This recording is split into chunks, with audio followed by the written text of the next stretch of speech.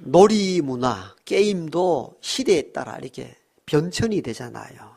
옛날 게임 문화가 많이 발달되어 있지 않을 때, 또 이렇게 인터넷이나 컴퓨터 게임이 없을 때에는 주로 우리 몸에 지는 것으로 이렇게 놀이를 했잖아요. 저는 시골 출신이라 고무신을 신고 다닌 적도 있는데, 그냥 학교 갔다 오다가 선 꺼놓고는 고무신 멀리 던지기, 그런 것도 게임을 했거든요. 그리고 뭐 딱지치기라든가 이런 것, 이게 일상의 게임이었습니다. 그런데 요즘 우리 아이들이 게임하는 거 보면 주로 컴퓨터, 인터넷 통해서 어떤 상대와의 전쟁을 이게 땅 따먹기이지만도 상대의 땅을 점령하는 것. 근데 그 전쟁의 승패를 좌우하는 것은 보니까 주로 무기예요. 어떤 총이나 어떤 대포나 칼을 가지고 있는가. 이 무기에 따라 가지고 승패가 좌우됩니다. 그러니까 이 인터넷 게임 가운데는 이 무기 거래를 해요. 이 칼을 상대를 제압할 수 있는 놀란 칼을 갖고 있으면 이 칼을 때로는 몇만 원, 몇십만 원 주고 사기도 합니다, 보니까. 실제적으로. 이런 사이버머니를 통해 거래를 해요. 네. 그 무기를 지니면은 상대를 이기는데 아주 큰 힘이 되기 때문이에요. 그 전쟁의 승패는 보니까 주로 무기에 의하여 결정이 나요. 실제 전쟁도 그렇잖아요. 어떤 무기를 가지고 있는가 전쟁의 승패는 거기서 결정이 나니까 각 나라마다 무기를 아주 북한은 뭡니까? 핵무기를 막 개발해가지고 우리를 죽이려고 하잖아요. 무기가 한 나라의 전쟁의 승패를 좌우한단 말이죠. 성경에 보면은 다윗이 골리앗을 맞서 싸우려 나갈 때에 사울 왕은 자기가 입었던 갑옷과 투구와 칼을 어린 다윗에게 주었다라고 기록되어 있어요. 골리앗과 승부를 벌이려면은 최소한의 무기가 있어야 된다고 본 것이죠. 그렇습니다. 전쟁에 있어서의 중요한 것은 어떤 무기를 가지는가. 이게 대단히 중요합니다. 오늘 본문에도 여호수아가 모세가 죽고 난 이후에 이 가나안 땅 정복 전쟁이 시작될 즈음입니다. 전쟁의 중요한 승패의 요인은 무기라 그랬잖아요. 그러면 여호수아에게 정복 전쟁을 나갈 때 어떤 무기가 그렇게 필요했을까요? 하나님은 정복 전쟁을 나설 여호수아에게 오늘 이렇게 말씀합니다. 여호수아야, 너는 율법을 지켜 행하고 우로나 좌로나 치우치지 말아라. 그리하면 너가 평탄하게 될 것이며 너의 길이 형통하리라. 아멘. 그런데 이 말씀의 배경을 이해하면은 좀 뜬금없어 보입니다. 지금 전쟁을 앞두고 있는 심각한 상황이거든요. 이때에는 여호수아에게 뭘 주어야 되겠습니까? 어떤 무기를 좀 주어야 되겠죠. 사울 왕이 다윗에게 자기의 갑옷과 투구와 칼을 다윗에게 준 것과 마찬가지로 하나님이 여호수아를 모세 이후의 지도자로 세웠다면, 그리고 지금 임박한 전쟁에 다다랐다면 전쟁에 임할 수 있는 무기나 손자병법처럼 전쟁의 병법을 알려주는 것이 효과적이단 말입니다. 그런데 하나님은 무기를 손에 넣어주는 것이 아니고 이렇게 말씀합니다. 여호수아야, 율법을 지켜 행하라는 것입니다. 좋은 말씀이죠. 마땅히 지켜야 될 법도죠. 일상생활, 즉 평범한 일상에 있어서는 이 말씀이 진리입니다. 받아들여야 될 내용들이죠. 그런데 지금은 평범한 일상이 아니라 그 말입니다. 아주 위급한 전쟁의 상태이다 말이죠. 여호수아가 이 백성과 함께 가나안 땅으로 진격해야 되고, 그 가나안 땅에는 키가 크고 힘이 센 아낙 자손이 무기를 들고 버티고 있는 상황이라면은 뭔가 무기를 주어서 그들을 대적하도록 해야 합니다. 이런 상황인데 하나님은 이렇게 말씀합니다. 여호수아야, 무기가 아니고 율법을 지켜 행하라. 그리고 좌우로 치우치지 마라. 그러면 너희 길을 평탄하게 할 것이고 너희 길을 형통하게 한다. 이렇게 말씀합니다. 저는 이 본문을 읽다가 참 뜬금없는 하나님이시다. 지금 뭐가 중요하고 뭐가 필요한지 모르십니까, 하나님? 전쟁 중에 있을 때에 전쟁에 나가려 하는 용사에게 칼이나 무기가 하나님 필요하지 않습니까? 그러면서 이런 질문이 드는 거죠. 왜 손자병법 같은 전쟁의 병법과 무기를 손에 들려주지 아니하고 전쟁에 나아갈 여호수아에게 율법을 지켜라. 일상도 아닌데 왜 이 말씀을 하셨을까라는 질문을 제가 하게 된 것입니다. 그러면서 이 본문을 쭉 읽어보니까 이 말씀을 한 이유를 알게 되겠다. 그렇다면 임박한 전쟁을 앞두고 있는 여호수아에게 하나님은 왜 뜬금없이 무기가 아닌 율법을 지켜 행하라고 하셨는가 하는 문제입니다. 그 첫 번째입니다. 첫 번째 이유는 흔들리는 인간의 마음을 굳건하게 붙잡아 주는 것은 율법, 하나님의 말씀이기 때문입니다. 지금 전쟁에 나아가려는 여호수아의 마음의 상태가 어떠한 상황입니까? 매우 두렵습니다. 매우 떨립니다. 마음이 요동친다 그 말이에요. 여러분 우리가 경험했잖아요. 어릴 때 가을 운동회 때 딱 달리기 할 때 출발선에 설 때도 마음이 어떻습니까? 뭐 두근두근 안 그럽니까? 고작 공책 하나 탈라고 달리는 그 출발선에서도 마음이 두근거려요.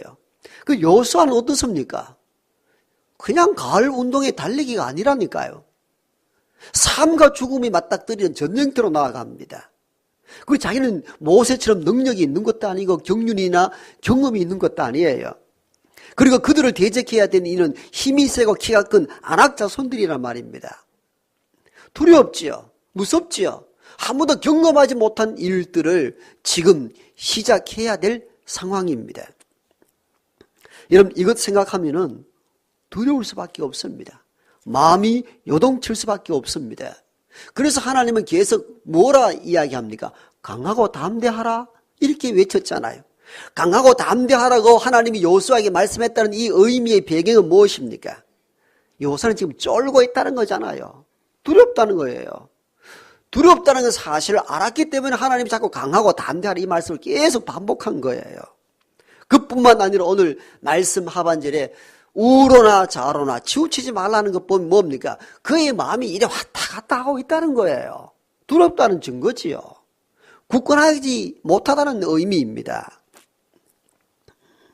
이런 마음이 두려우면요 아무 일도 할 수 없습니다. 우리가 다 경험하잖아요. 우리 안에 어떤 좋은 무기가 있다 해도 마음이 두려우면은 싸울 수가 없습니다. 이미 승패가 결정 나버리는 거예요. 여러분 사울 왕을 보십시오. 골리앗 앞에 섰을 때에 사울 왕은 갑옷을 입었어요. 투구를 섰어요. 칼을 가지고 있었어요. 어떻게 할 수 있습니까? 다윗이 골리앗을 대적할 때에 자기의 갑옷과 투구를 벗어서 그에게 주고 칼도 주었더라 성경 기록한 것을 보면은 사울 왕은 그래도 일반 병사에 비해서는 나름대로 이 전쟁에 나갈 만한 준비를 다 했단 말이에요. 그 말은 충분하단 말이죠. 그런데 한 번도 골리앗을 대적하여 싸웠다는 흔적이 하나도 없습니다. 이 말은 골리앗 앞에 벌벌 떨었다는 겁니다. 마음이 두려우니까 뭡니까? 갑옷이나 투구나 칼이 아무 의미가 없었던 거예요. 그 무기가 아무 쓸데가 없게 된 거예요. 왜 그렇습니까? 두려운 마음 때문이었습니다. 두려움은 아무것도 할 수 없게 만든 거죠. 그래서 전쟁에 나갈 때 우리 일반적으로 무기도 중요하지만도 더 중요한 것은 두려움 없는 마음입니다. 두려움 없는 마음이에요. 이 마음, 두려움 없는 마음, 상대를 제압하려면 먼저 뭘 해야 하느냐? 무기가 아니라 심리전을 펴서 마음의 두려움을 갖도록 만드는 방법이에요. 여러분 골리앗이 이 방법을 썼거든요. 야, 다 싸울 필요가 있느냐? 너희 중에 한 사람을 택하고 우리 가운데 한 사람을 택하고 1대1로 싸우자. 지는 사람이 우리의 종이 되리라. 이건 사실 심리전이거든요. 무기로 싸워보지도 않고 이스라엘을 그냥 무너지게 만든 거예요.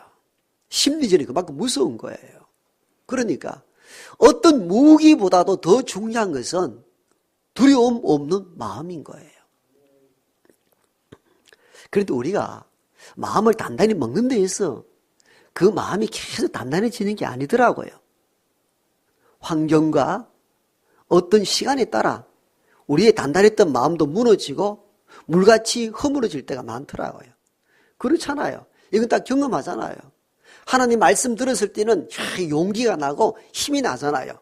강하고 담대할 때 그 음성이 들렸을 때는 뭔가 세상 다 이길 수 있는 것 같아 보입니다만은 그러나 나보다 힘이 세고 더 강력한 존재가 앞에 서면은 허물어져 버려요.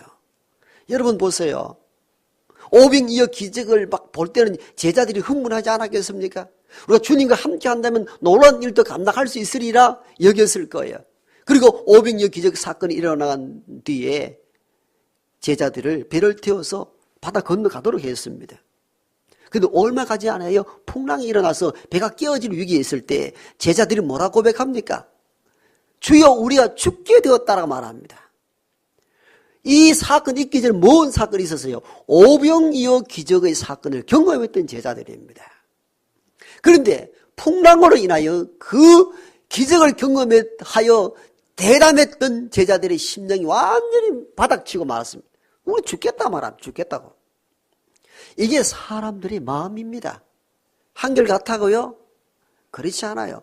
시간이 지나고 환경이 바뀌면은 마음도 약해지는 거. 인간의 마음입니다. 그래서 잠언에서는 무릇 지킬 만한 것 중에 너희 마음을 지키라 한 것입니다. 마음이 그만큼 중요하다 그 말이에요. 두려움 없는 마음을 갖는 게 그만큼 중요한 것이죠. 그런데 인간은 항상 시간이나 환경에 따라 마음이 수시로 바뀐단 말이에요. 이 마음을 붙잡아 줄 수 있는 게 뭐냐는 겁니다. 흔들리는 우리의 마음을 붙잡아 주는 것, 두려움 없는 마음을 만들어 주는 것은 여호와의 율법, 말씀밖에 없는 줄 믿습니다. 그래서 전장에 나가는 여호수아에게 하나님께서 말씀하는 거예요. 무기가 아니라 여호수아야, 율법을 지켜 행하라 하신 것입니다. 하나님이 몰랐습니까? 전쟁에 나가는 이들에게 무기가 필요하다는 사실을 몰라서 이 말씀을 했겠습니까? 하나님은 알았습니다. 무기도 중요하고 병력도 중요하지만도 그에 앞서서 중요한 것이 있다. 두려움 없는 마음을 먼저 가져야 된다는 겁니다. 그렇다면 두려움 없는 한결같은 마음은 어디로부터 오는가? 여호와의 말씀으로 온다는 것입니다. 그래서 하나님은 여호수아에게 여호수아야 율법을 지켜 행하라 하신 것입니다. 뜬금없는 이야기 아니다 그 말입니다. 쓸데없는 메시지가 아니라 그 말입니다. 전쟁에 나아가는 너희들에게 가장 중요한 것은 두려움 없는 마음인데 두려움 없는 마음은 어디서 생기는가? 말씀 앞에 설 때에 두려움 없는 흔들림 없는 마음을 가질 수 있다고 본 것입니다. 그래서 하나님은 여호수아에게 여호수아야 율법을 지켜 행하라 하신 것입니다. 오늘 우리가 살아가는 세상 현장은 여호수아가 요단강을 건너 가나안 땅으로 진격하는 것과 똑같습니다. 교회의 문을 나서는 순간부터 세상은 사실은 전장터입니다. 두렵습니다. 떨리기도 합니다. 그럴 때에 오늘 하나님이 여호수아에게 주신 이 말씀을 경청할 수 있기를 원합니다. 무슨 말씀입니까? 여호수아야 율법을 지켜 행하라. 그러면 너의 길이 평탄할 것이며 너가 형통하게 될 것이라. 먼저 지녀야 될 무기는 세상의 스펙 이런 무기가 아니에요. 믿음의 사람은 이렇게 고백할 수 있어야 됩니다. 세상의 그 어떤 스펙이라는 무기보다도 먼저 지녀야 될 무기는 하나님의 말씀인 줄 믿습니다. 말씀을 먼저 가져야 되는 거예요. 이때 담대할 수 있는 것이죠. 여러분, 우리가 믿음의 사람, 믿음의 부모라 말하면서도 자식들에게 항상 뭘 먼저 요구합니까? 세상에서 필요한 무기를 계속 이야기하는 거예요. 그거 필요 없다는 얘기 아닙니다. 그 아무 준비하지 말라는 얘기 아닙니다. 그것도 다 필요해요. 자격증도 필요하고 대학 졸업장도 필요하고 기술력도 필요합니다. 그러나 믿음의 사람은 그것보다 선응되어야 될 무기가 있다고 가르치고 양육해야 됩니다. 그 무기가 무엇입니까? 하나님의 말씀인 줄 믿습니다. 이걸 붙잡아야 되는 거예요. 그래서 전쟁터에 나가는 요수아에게, 요수아야, 무기가 아니라 여호와의 율법을 지켜 행하라 하신 것입니다. 세상 일하는 가나안으로 나아가는, 즉 전장터로 나아가는 저와 여러분들은 무엇보다도 하나님 말씀을 사모하고 하나님 말씀을 지켜 행하는 여러분 되기를 소망합니다. 아멘 할 때 확신 있게 크게 하십시오. 잠자든 졸든 그렇게 하지 마시고. 자, 두 번째, 왜 하나님이 요수아에게, 즉 전쟁터에 나가는 요수아에게 무기가 아닌 율법을 지켜 행하라 한 거냐? 두 번째 답은요,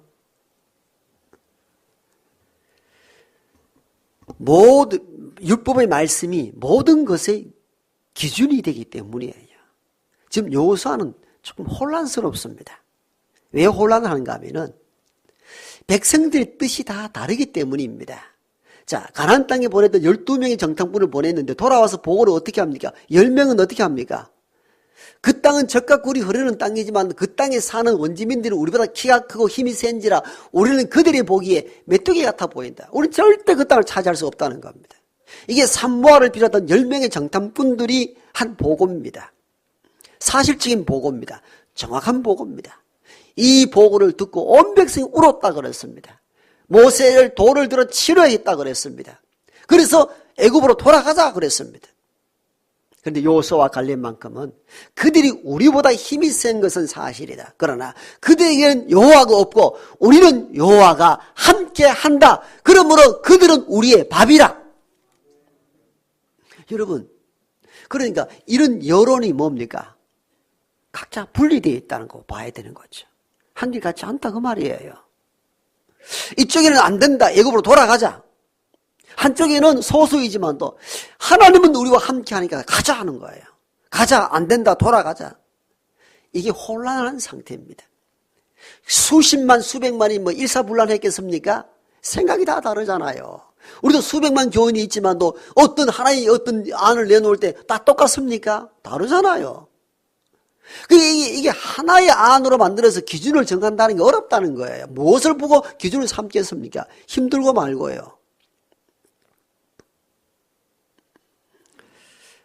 제 바로 위에 형이 이전에 강경하로 이제 돌아가셨다는 얘기를 했잖아요. 그때 37, 38대였는데, 한 25, 6년 훨씬 전이니까, 그때 강경하, 요즘은 의료가 발달돼서 치료가 참 잘 돼요. 수술도 잘 하기도 하고요. 그때는 그런 의료기술이 그리 발달되지 않았을 때입니다.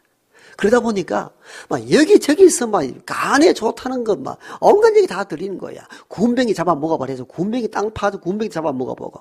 민들레 뿌리 좋다. 해서 민들레 뿌리도 해서 먹어. 그 다음에 돈나물도 좋다. 돈나물도 해 먹어보고. 돌미나리 좋다. 돌미나리 생즙도 내 먹어보고. 그것도 이것도 아니고, 저 강원도 산골짜기 가면은 식이요법 하는데, 거기 가면 무조건 낫는다는 거예요. 한 달에 한 100 얼마를 하는 거야. 그 형제들이 10실바 모아가지고 매월 100 얼마씩 보냈어. 거기서 나오자마자 죽었습니다. 안 되더라. 제가 이 세월이 지나고 난 뒤에 깨달은 보니 차라리 대학병원 전문의에게 맡겨가지고 전문적으로 받았으면 어땠습니까? 여러분 그거 이해되죠? 내가 암이 걸렸다 한다 이러면 각자 자기가 경험한 거, 자기가 생각한 거 다 이야기합니다. 그 사람을 위해서 하는 거야. 야, 이거 좋더라 해서 갖다 줘보고, 저거 좋다 해서 갖다 줘보고, 집에만 약재만 해도 한거 쌓이잖아요. 그러니까 뭘 먹고 어떻게 해야 되는지 알지 못할 때가 있잖아요. 왜? 기준점이 없기 때문에. 기준점이 없기 때문에.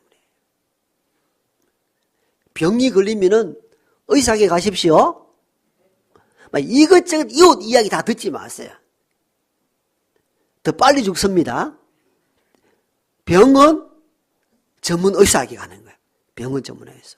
그게 맞아요. 기준점이 없으니까 혼란스럽더라고요.